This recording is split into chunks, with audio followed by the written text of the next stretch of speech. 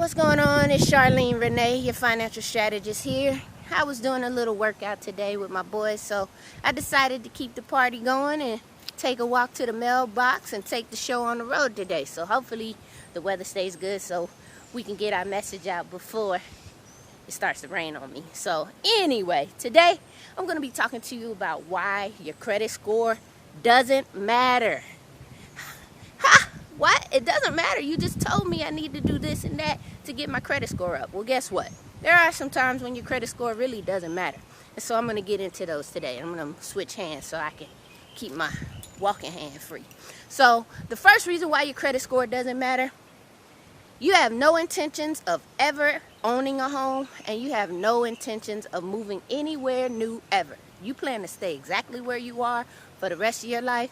And if that's the case, nobody's ever going to run your credit in order to approve you for a loan or to approve you for a new rental property. So if that's the case, hey, doesn't matter what your credit score is.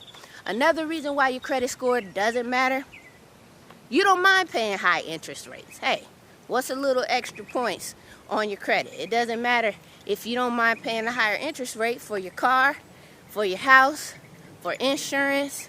If you don't mind paying more on credit, then hey, let your credit score go. It doesn't really matter. Another reason why your credit score doesn't matter or won't matter is if you are rolling in dough. You have cash, and you can buy everything you want and need in cash. You don't need any credit. You can go and put down 100, 200, 300K on a house. You can go and buy your cars in cash, brand new from the dealer. Hey, a lot of celebrities have bad credit, but hey, they have the cash. So if that's you, you don't need any credit. Nobody's running your credit because cash is king. The final reason why you don't need to have good credit and why your credit score doesn't matter is you are about to die soon. And you know it's coming. And hey, if you're dead, they're not going to get your money.